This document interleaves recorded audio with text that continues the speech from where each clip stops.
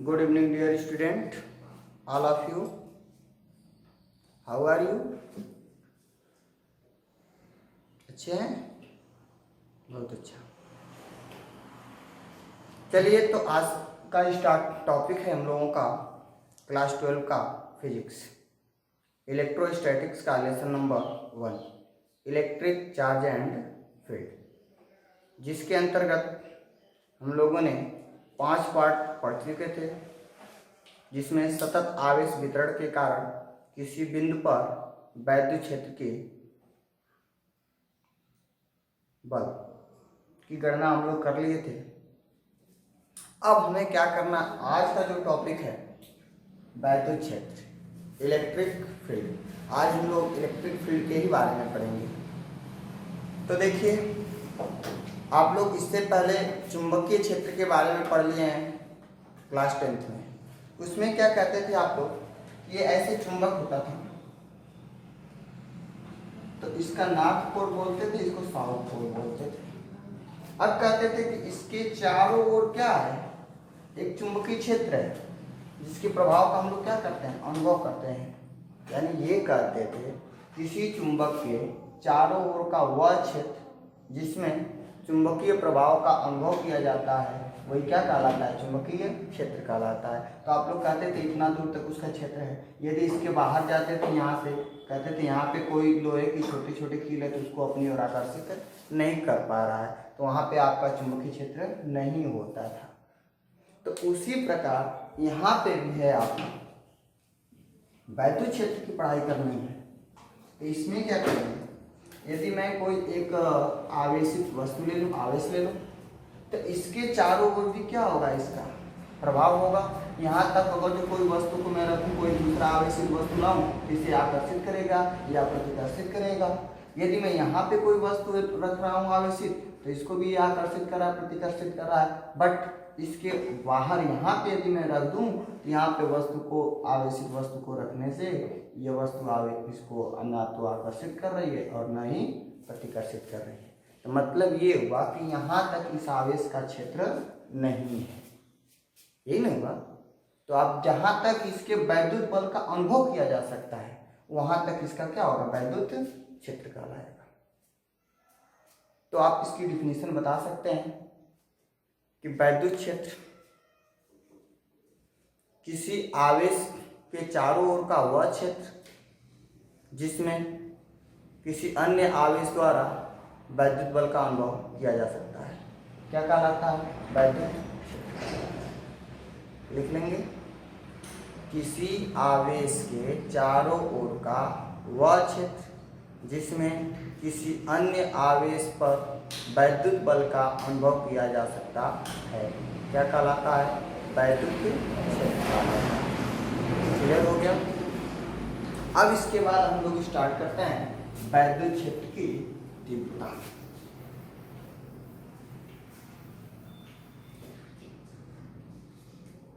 वैद्युत क्षेत्र की तीव्रता,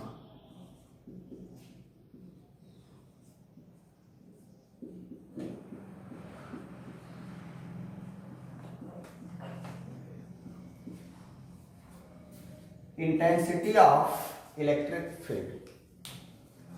देखिएगा वैद्युत क्षेत्र की तीव्रता क्या होती है। अभी आप लोगों ने पढ़ा कि कोई एक आवेशित वस्तु होता है, तो इसके चारों ओर क्या होता है, वैद्युत क्षेत्र होता है, जिसका ये इलेक्ट्रिक फील्ड है ना। तो ये तीव्रता को समझने के लिए हम ये कहते हैं कि यहाँ तक तो उसका वैद्युत क्षेत्र है, तो यहाँ पे भी देखेंगे तो वैद्युत क्षेत्र मिलेगा इसके कारण। अगर जिस पॉइंट पे भी देखेंगे तो वैद्युत क्षेत्र होगा। बट एक बात है कि आप लोगों ने कूलाम के नियम के माध्यम से पढ़ चुके हैं, क्या यह बराबर 1/4 पाई एप्सिलॉन नॉट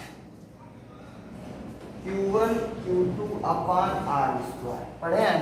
तो इतना तो ये कांस्टेंट हो गया, तो आप क्या निकाल सकते हैं, F is proportional to 1/r²। थोड़ा इस पे गौर दीजिएगा, गौर करिएगा कि जो इस पे किसी अन्य आवेश पर जो लगने वाला वैद्युत बल होता है, वह दूरी के वर्ग के व्युत्क्रमानुपाती होता है। मतलब दूरी बढ़ेगी तो बल का मान घटेगा। स्पष्ट। तो आप यहाँ से सोचिए, यदि मैं यहाँ पे भी कोई परीक्षण आवेश लाकर रख दिया जाए तो इस पे इसके कारण इस पर बल लगेगा तो अधिक बल लगेगा। उसकी तुलना में यदि इस पर परीक्षण आवेश रख दिया जाए तो थोड़ा बल कम लगेगा। अगर इस पॉइंट पे रखूं तो इसके कारण इस पर बल थोड़ा और कम लगेगा, यहाँ पे रखूं तो थोड़ा और कम लगेगा।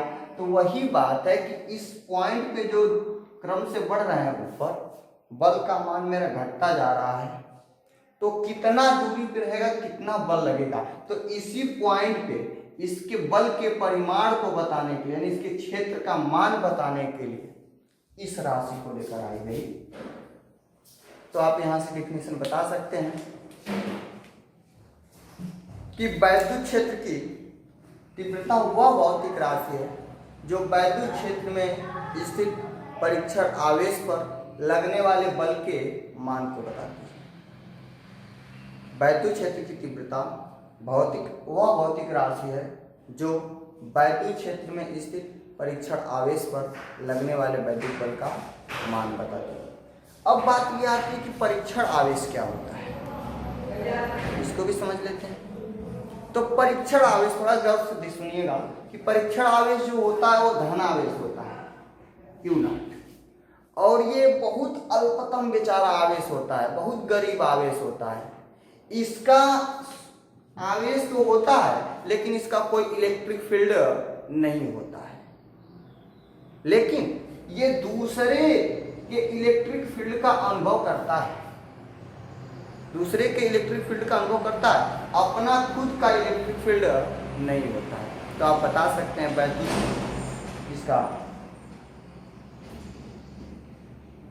परीक्षण आवेश का परिभाषा, वह सूक्ष्मतम धनावेश जिसके खुद का वैद्युत क्षेत्र न हो बल्कि अन्य वैद्युत क्षेत्र का अनुभव करता हो, क्या कहलाता है, परीक्षण आवेश कहलाता है। क्लियर। तो यहां से आप इसकी भी परिभाषा बना सकते हैं परीक्षण आवेश का, वह सूक्ष्मतम आवेश जिसके खुद का वैद्युत क्षेत्र न हो बल्कि अन्य वैद्युत क्षेत्र का अनुभव करता हो, सूक्ष्मतम परीक्षण धनावेश कहलाता है, यतन परीक्षण आवेश कहलाता है। क्लियर हो गया। अब यहां से सुनिएगा, वैद्युत क्षेत्र की तीव्रता की एक परिभाषा और आप बता सकते हैं। जस्ट यहीं पे आप बोले कि ये अगर जो इस पे धनावेश है, यहाँ पे रखेंगे तो इसका मान कुछ और आएगा लगने वाले बल का, इस पे परीक्षण आवेश रखेंगे Q नॉट को, इस पे वैल्यू कुछ और आएगा, यहाँ पे रखेंगे तो कुछ और आएगा ना। तो हम यही पता करने जा रहे हैं कि इस पर कितना बल लगेगा, इसकी मान कैसे आएगा। तो इसका परिमाण कैसे निकालेंगे तीव्रता के लिए, E बराबर F, इस पॉइंट पे लगने वाला इसके कारण बल आवटा इसका क्या होगा, परीक्षण आवेश, राइट। तो यहाँ से एक फार्मूला भी बना सकते हैं, E = F/Q नॉट। तो इसी के आधार पे एक डिफिनीशन पुनः फिर से तैयार होती है। क्या बोल सकते हैं, किसी वैद्युत क्षेत्र में रखे परीक्षण आवेश पर लगने वाले वैद्युत बल और परीक्षण आवेश के मान के अनुपात को वैद्युत क्षेत्र की क्या कहते हैं, तीव्रता कहते हैं। किसी वैद्युत क्षेत्र में रखे परीक्षण आवेश पर लगने वाले वैद्युत बल के मान और परीक्षण आवेश के अनुपात को वैद्युत क्षेत्र की तीव्रता कहते हैं। अब उसके बाद वैद्युत क्षेत्र की तीव्रता तो जान गए, इसके कुछ मेन पॉइंट्स हैं, नोट करते रहिएगा साथ साथ। नोट देखिएगा, जो पहला नोट पॉइंट है कि वैद्युत क्षेत्र जो होती है एक सदिश राशि, वैद्युत क्षेत्र की तीव्रता जो है कौन सी राशि है, सदिश राशि है। कौन सी राशि है, सदिश राशि है। हाँ, सदिश राशि है तो इसकी दिशा किधर होती है, इसको भी तो बताना पड़ेगा। तो देखिएगा मेरे भाई, यहाँ पे आपने कोई आवेश रख दिया, जैसे मान लो प्लस आवेश रख दिया, और इसके क्षेत्र में यहाँ पे अगर जो हम एक परीक्षण आवेश Q नॉट को रखें तो परीक्षण आवेश कैसा होता है, सदैव धनावेशित होता है, सूक्ष्मतम होता है, ये बेचारे का कोई इलेक्ट्रिक फील्ड नहीं होता है। तो क्या करेगा, यही नहीं इस पे बल लगाएगा, अनुभव तो करेगा इसके क्षेत्र का। जब ये बल लगा रहा है तो बताओ ये धनावेशित है तो किधर बल लगाएगा, इसको ऊपर क्यों लगाएगा, नहीं प्रतिकर्षित न करेगा। तो किसकी दिशा में जा रहा है, बल की ही दिशा में जा रहा है इसके क्षेत्र की तीव्रता, राइट।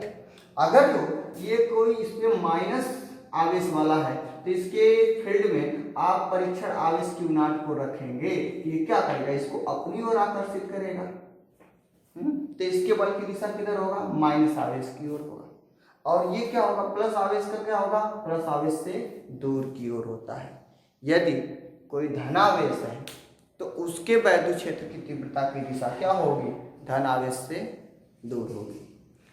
और माइनस आवेश है तो उसके वैद्युत क्षेत्र की तीव्रता ऋण आवेश की ओर होगी, माइनस आवेश की ओर होगी।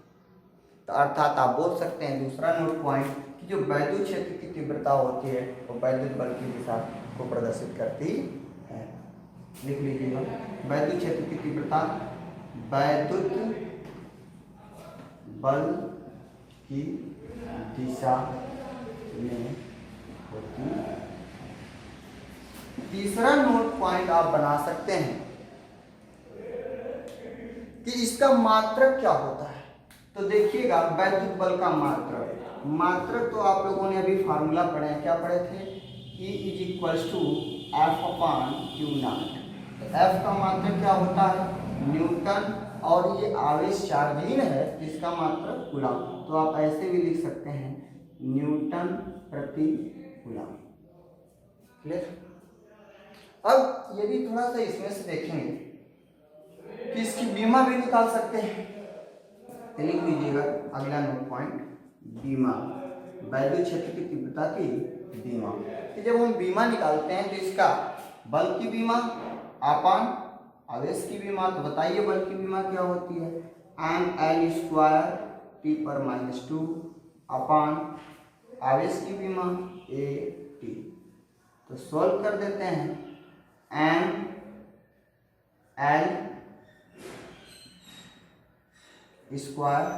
T/-3 और A/-1, ये है आपके वैद्युत क्षेत्र की तीव्रता की बीमा।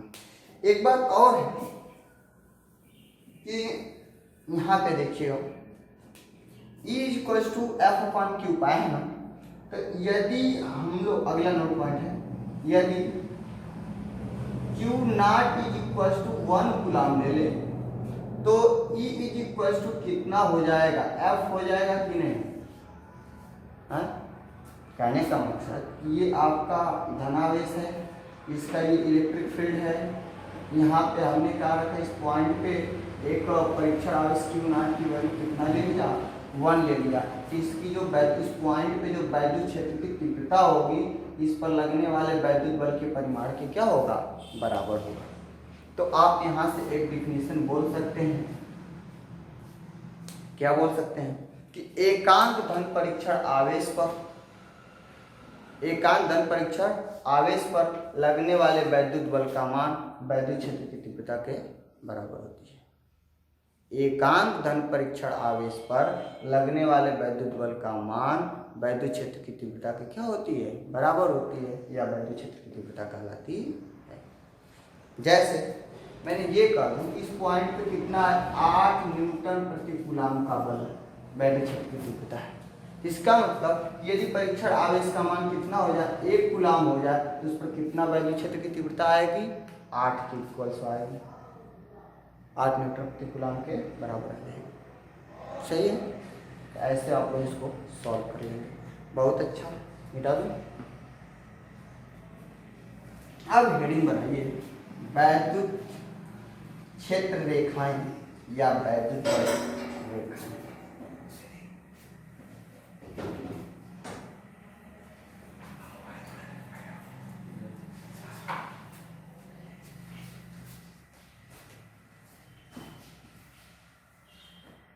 हेडिंग बनाइए, वैद्युत क्षेत्र रेखाएं, वैद्युत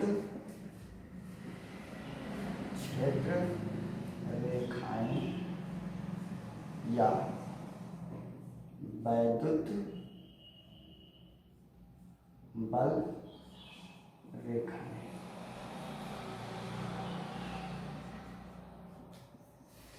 देखिएगा कोई भी चार्ज होता है तो इसके चारों ओर फील्ड होता है, इसका इलेक्ट्रिक फील्ड होता है। तो अब यहां से क्या होती है, काल्पनिक रेखाएं ऐसे निकलती है वक्राकार रूप में।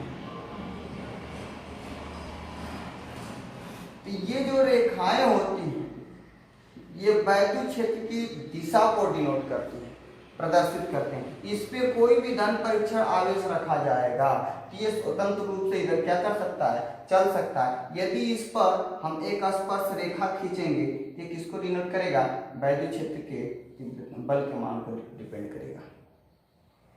तो आप यहाँ से एक डिफिनेशन बता सकते हैं कि वैद्युत बल रेखाएं वे काल्पनिक रेखाएं होती हैं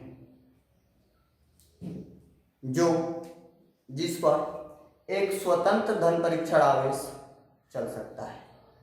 वैद्युत बल रेखाएं वे काल्पनिक रेखाएं होती हैं जिस पर एक स्वतंत्र धन परीक्षण आवेश क्या कर सकता है, चल सकता है या उसके मार्ग को प्रदर्शित करता है। वही क्या कहलाती है, वैद्युत बल रेखाएं कहलाती है। लिख लेंगे, वैद्युत बल रेखा के किसी भी बिंदु पर खींची गई स्पर्श रेखा उस बिंदु पर वैद्युत बल की दिशा को प्रदर्शित करती है। क्लियर हुआ? अब इसके बाद आप लोगों के कुछ अच्छे इसके प्रॉपर्टीज मिलते हैं, उसको ध्यान से सुनना होगा। 10 या 11 प्रॉपर्टियां हैं। तो हेडिंग बना लीजिएगा, वैद्युत बल रेखाएं या वैद्युत क्षेत्र रेखाओं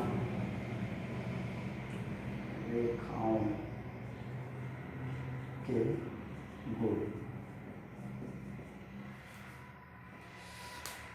वैद्युत बल रेखाओं के बहुत सारे प्रॉपर्टीज हैं, तो क्रम से देखेंगे।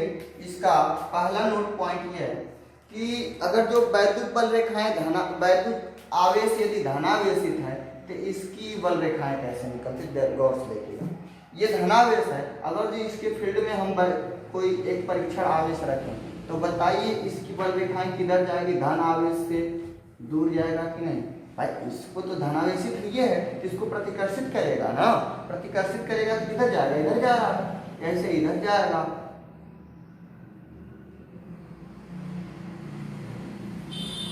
इधर चला जाएगा, इधर चला जाएगा, ऐसे इस प्रकार से क्या होगा, ये त्रिज्यता यानी त्रिज्या के इसके त्रिज्या के रूप में ये बाहर की ओर चली जाएगी। इसका डायरेक्शन ये होगा।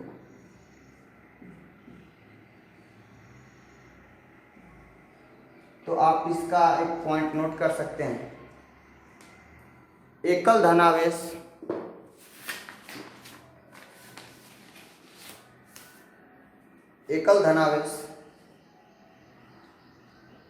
से प्रारंभ होकर ये रेखाएं अनंत तक चली जाती है। फिर से बोलूं, ये रेखाएं एकल धनावेश से प्रारंभ होकर, देखिए एकल धनावेश से प्रारंभ होकर कहाँ चली जा रही है, अनंत तक चली जाती हैं। दूसरा नोट पॉइंट, यदि यहाँ पे माइनस आवेश है, ऋण आवेश है, तो ये बताइए इसके क्षेत्र में अगर जो कहीं धन परीक्षण आवेश Q0 को रखा जाए तो ये क्या करेगा, इस पे बल जो लगाएगा इधर अंदर क्यों लगाएगा ना, तो इसकी जो बल रेखाएं किधर अंदर की ओर आ रही है, यानी अनंत से होकर के किधर चली जा रही है, ऋण आवेश की ओर आ रही है। तो आप इसको भी डिफाइन कर सकते हैं,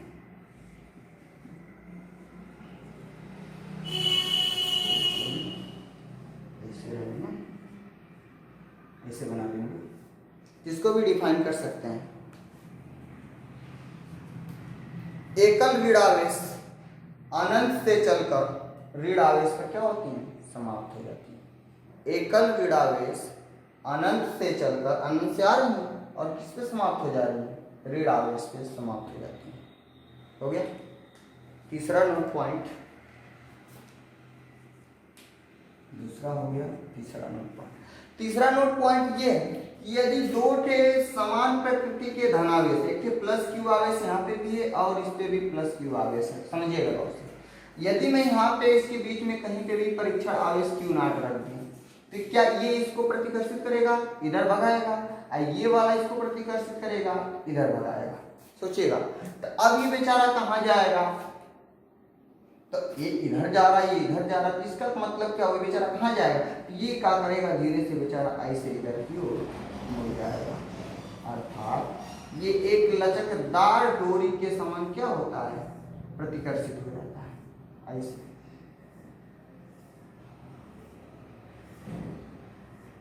हाँ, एक बात और ध्यान देंगे कि यदि इन दोनों के आवेश का परिमाण समान होगा, इसका एक उदासीन पॉइंट होगा जो किसका होगा, एकदम बीचों बीच में होगा, इसके मिडिल पॉइंट पे होगा, राइट।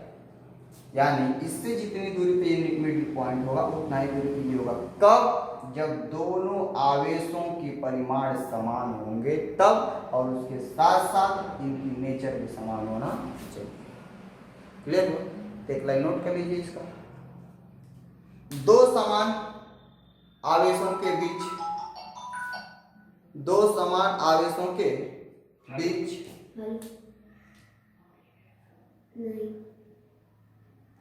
वैद्युत बल रेखाएं नहीं है।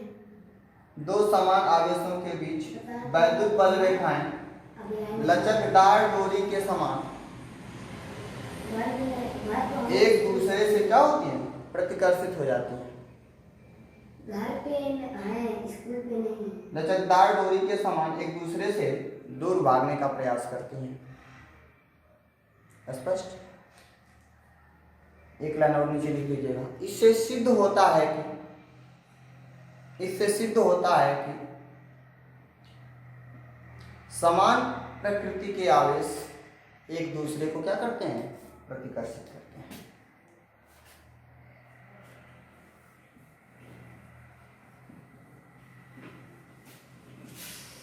तीसरा नोट पॉइंट है,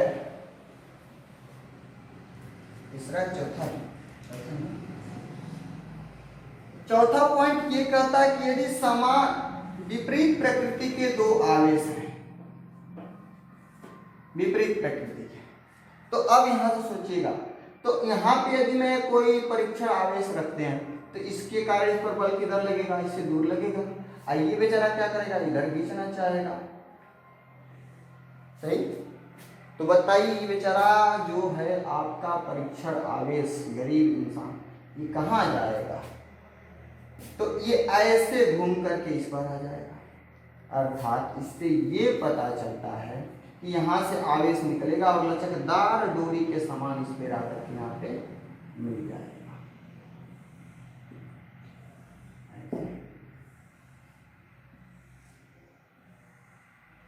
ये भी बता सकते हैं, जब दो विपरीत प्रकार के आवेश हों तो धन आवेश से वैद्युत बल रेखाएं निकलती हैं, लचकदार डोरी के समान ऋण आवेश पर क्या होती हैं, आ जाती हैं। स्पष्ट? लिख लीजिए। जब दो विपरीत आवेश होते हैं तो वैद्युत बल रेखाएं लचकदार डोरी के समान ऋण आवेश पर समाप्त हो जाती है। क्लियर? अगला नोट पॉइंट,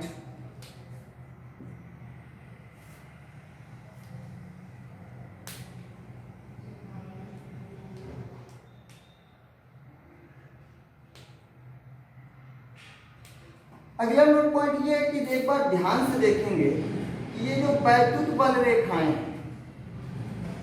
बंद वक्र नहीं बनाती। आपने 10th में पढ़े होंगे चुंबकीय बल रेखाएं, ये नॉर्थ था, ये क्या था, साउथ। तो आप कहते थे नॉर्थ पोल से निकलती है बल रेखाएं और क्या करती हैं, साउथ पोल में प्रवेश कर, और साउथ पोल से निकलती आती हैं और ये नॉर्थ पोल पे आ जाती हैं। ये एक प्रकार से बंद लूप बनाती थी, लेकिन इसमें कोई बंद लूप नहीं बनाती है। यहाँ से निकलती है धन आवेश और लचकदार डोरी के समान इस पे आ जाती है, ऋण आवेश पर आकर के समाप्त हो जाती है। स्पष्ट हुआ?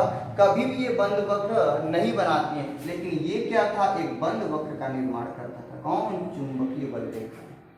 तो आप लिख लीजिए वैद्युत बल रेखाएं बंद वक्र नहीं बनाती हैं। वैद्युत बल रेखाएं बंद वक्र नहीं बनाती हैं। अगला नोट पॉइंट,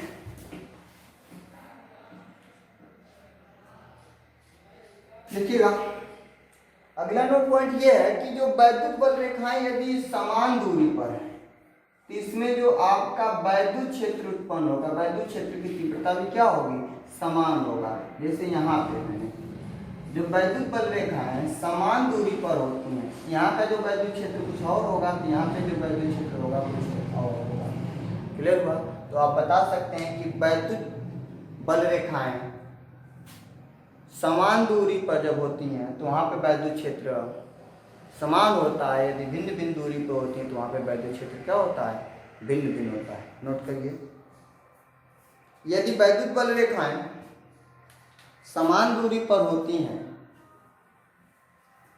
तो वहाँ वैद्युत क्षेत्र समान होता है।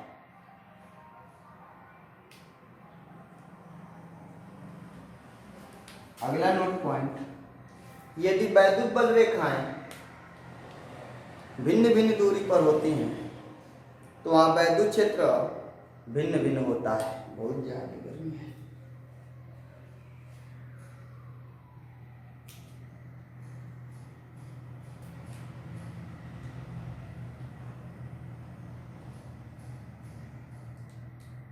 हो गया? अगला नोट पॉइंट, जहां वैद्युत बल रेखाएं पास पास होती है, जैसे इसी में देख लीजिए कि वैद्युत बल रेखाएं जहां पास पास होंगी वहां पे वैद्युत क्षेत्र क्या होगा, प्रबल होगा। और जहां पे वैद्युत बल रेखाएं दूर दूर होती हैं वहां पे वैद्युत क्षेत्र क्या होता है, दुर्बल होता है। नोट कर लीजिए, वैद्युत बल रेखाएं जहां पर पास पास होती हैं वहां पर वैद्युत क्षेत्र प्रबल होता है, तथा जहां पे दूर दूर होती हैं वहां पर वैद्युत क्षेत्र दुर्बल होता है। अगला नोट पॉइंट है, जो वैद्युत बल रेखाओं की संख्या होती है वो आवेश के अनुक्रमानुपाती होता है। जैसे एग्जाम्पल समझिएगा, इस पे मैंने 1 कूलम का धनावेश ले लिया है। कितने कूलम का? 1 कूलम का। तो इसमें से मान लिया कितनी बल रेखाएं निकल रही हैं, 4। अगर जो यहीं पे 2 कूलम का धनावेश ले लिया जाए तो इस पे कितनी बल रेखाएं निकलेंगी, 2 गुना हो जाएगा बल रेखा ना। क्यों? क्योंकि ये क्या है, अनुक्रमानुपाती होती है। किसके? आवेश के।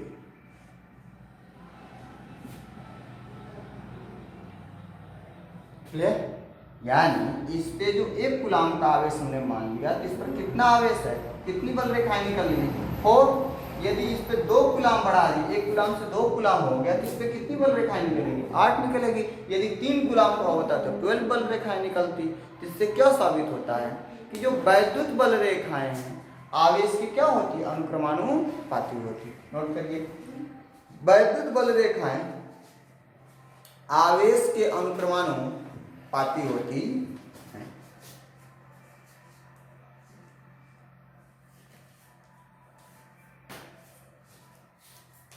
अगला नोट पॉइंट कि वैद्युत बल रेखाएं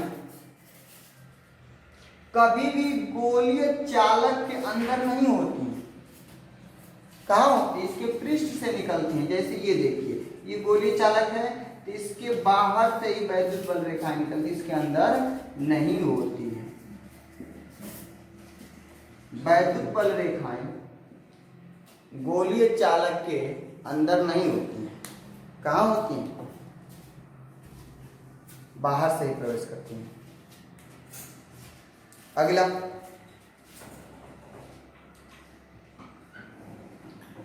अभी आप लोगों ने ये पढ़े थे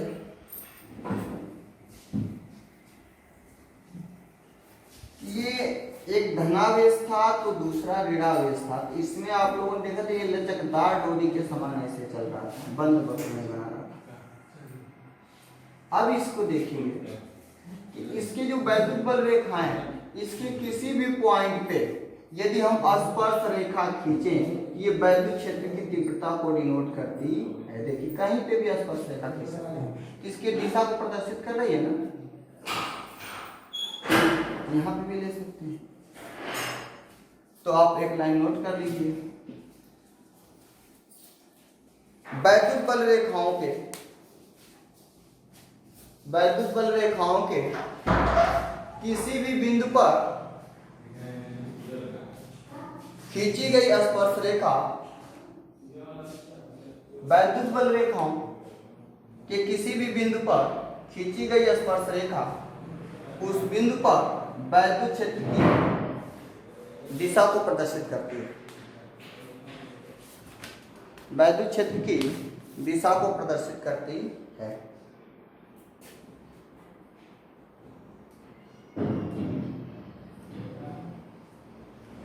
हो गया एक पॉइंट और, अगला पॉइंट इसमें क्या है कि यदि समान प्रकृति के विपरीत परिमाण के दो आवेश हों, क्या सुनो, समान प्रकृति के, यानी ये भी धनावेशित है तो ये भी धनावेशित है, लेकिन इनकी जो परिमाण है, रिजल्ट है, वैल्यू है, ये क्या है, भिन्न भिन्न है। तो इनके बीच में जो प्रतिकर्षण तो होगा, ये तो पढ़ ही लिए हैं, इनके बीच में प्रतिकर्षण होता है, बट इनसे भी जो बल रेखाएं निकलती हैं लचकदार डोरी के समान क्या होती हैं, एक दूसरे से दूर भागने का प्रयास कर रही हैं। लेकिन इन दोनों आवेशों के जो बीच का न्यूट्रल पॉइंट देखा जाएगा तो क्या इसके मिडिल में होगा, नहीं, कहां पे होगा, भिन्न होगा। कब, यह देखेंगे कि यदि मैं यहाँ पे कंडीशन दे दूं Q1 is greater than Q2, यानी आवेश Q1 का परिमाण बड़ा है आवेश Q2 से, तो हम क्या कर सकते हैं, यहाँ पे इसकी जो डिस्टेंस है, ये देखिए, इसको मैं डिस्टेंस को मान ले रहा हूँ कितना है, R1, और इस डिस्टेंस को मान ले रहे हैं R2, राइट। तो आप यहाँ पे बता सकते हैं कि R1 is greater than R2, R1 is greater than R2। तो यहाँ पे डिस्टेंस क्या है, इसके लिए अधिक है, ये बहुत ज्यादा ताकतवर है तो ज्यादा डिस्टेंस तक उसको प्रतिकर्षित करेगा, और ये कम ताकतवर है, ये भाई थोड़ा कम करेगा प्रतिकर्षित। क्लियर हुआ ना। तो अब यहाँ पे एक रिलेशन हमें प्राप्त होता है, Q1 upon Q2 is equals to R1 का स्क्वायर अपान R2 का स्क्वायर। इस पे न्यूमेरिकल सॉल्व होंगे, तो ध्यान से रखेंगे इसे। Q1 upon Q2 is equals to Q1 R1 का स्क्वायर अपान R2 का स्क्वायर, या इसी को और बना सकते हैं, Q1 अपान R1 का square is equals to Q2 upon R2 का। तो इतने सारे हम लोगों के प्रॉपर्टीज थे वैद्युत क्षेत्र की तीव्रता के, सॉरी वैद्युत बल रेखाओं। क्लियर हुआ। अब हम स्टार्ट करते हैं, किसी बिंदु आवेश के कारण वैद्युत क्षेत्र की तीव्रता।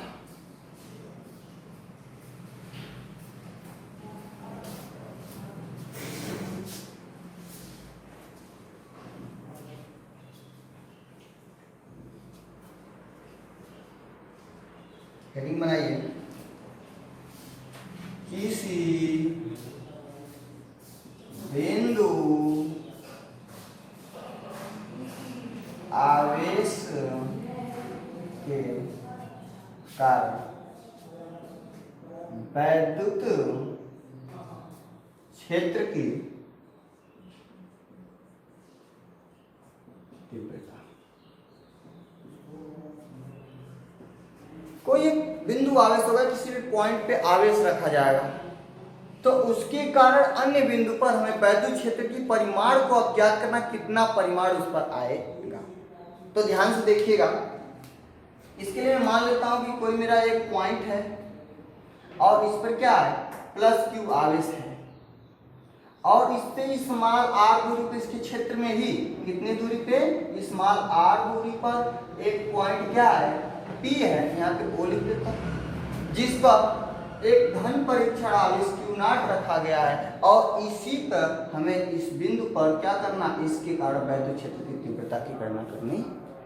तो ध्यान से देखेंगे क्या लिखेंगे, माना एक प्लस क्यू कूलाम का आवेश है जिसके क्षेत्र में स्मॉल आर दूरी पर एक बिंदु पी है जिस पर एक परीक्षण आवेश क्या रखा गया, क्यू नॉट रखा गया है। ठीक, तो इसके कारण इस पॉइंट पे बल लगेगा, तो बताइए बल किधर लगेगा, इधर में लगेगा। क्यों भाई, ये भी धनावेशित, ये तो परीक्षण आवेश धनावेश होता ही है, तो बल किधर लगेगा, प्रतिकर्षण का बल लगेगा। किसके डायरेक्शन में बोलेंगे, ओपी की दिशा में, ओ से पी की दिशा में लग रहा है, स्पष्ट। तो अब यहां से आप बता सकते हैं कि आवेश क्यू के कारण बिंदु पी पर वैद्युत बल F is equal to Coulomb के नियमानुसार क्या हो जाएगा, 1/4 pi epsilon not Q1 Q2। तो Q1 की जगह पे Q और Q2 की जगह पे क्या होगा, Q नॉट अपॉन इसके बीच का डिस्टेंस कितना है, R, तो R स्क्वायर। स्पष्ट है। अच्छा, अब इसके बाद ये तो हम लोगों का रहा फोर्स, इस पॉइंट पे बल निकल गया, तो हमें क्या गणना करनी है, वैद्युत क्षेत्र के तीव्रता की। तो यहाँ पे लिखेंगे अतः बिंदु B पर वैद्युत क्षेत्र की तीव्रता। वैद्युत क्षेत्र की तीव्रता का आप लोग फार्मूला पढ़ चुके हैं, E is equal to F upon Q not. तो F का मान 1/4 pi epsilon not Q not upon R square whole upon कितना, क्यू नॉट। तो क्यू नॉट से क्यू नॉट क्या हो जाएगा हम लोगों का, कैंसिल, तो बचेगा कितना, 1/4 pi epsilon not Q upon R square. ये very most important formula, E is equal to 1/4 pi epsilon not Q upon R square. यहां से ये चीज हमें साबित होता है कि इस फार्मूले में हमें क्यू नॉट नहीं दिखाई दे रहा है, दिखाई दे रहा है नहीं। तो इसका मतलब ये हुआ कि जो वैद्युत क्षेत्र की तीव्रता होती है, वैद्युत क्षेत्र की तीव्रता होती है, वह परीक्षण आवेश पे डिपेंड नहीं करती है। थोड़ा इसको देख लीजिएगा, यदि ये जो आवेश है, ये सिस्टम है, कहाँ पे रखे, किसी माध्यम में रखा जाए, किसी माध्यम में स्थित हो, माध्यम में स्थित हो, तो क्या होगा, उस स्थिति में क्या हो जाए, के परावैद्युतांक लग जाएगा। तो E is equal to 1/4 pi epsilon not, यहाँ पे क्या हो जाएगा, के क्यू अपॉन R स्क्वायर। अब थोड़ा सा इसके बीच में ग्राफ देख लेते हैं, ये तो इतना कांस्टेंट हो जाएगा, तो E is proportional to 1/R square होगा ना। तो आप इसके बीच में यदि ग्राफ प्लॉट करेंगे, ये R का दिखाई दे रहा है ना, यहाँ पे स्पष्ट है ना, दिखाई दे रहा है ना। तो यहाँ पे R है, ये क्या है, वैद्युत क्षेत्र की तीव्रता। आप देख रहे हैं कि E R का मान यदि घटाएंगे तो E का मान बढ़ेगा, यदि इसको 2 गुना कर देंगे तो ये क्या होगा, 4 गुना घट जाएगा ना। तो इसके बीच जो ग्राफ होगा, ऐसे एक परवलयाकार रूप में जाएगा। किस रूप में जाएगा, परवलयाकार, परवलयाकार रूप में जाएगा। ये था आपके वैद्युत क्षेत्र की तीव्रता। अब अगले टॉपिक से हम लोग पढ़ेंगे वैद्युत द्विध्रुव। तब तक के लिए थैंक यू।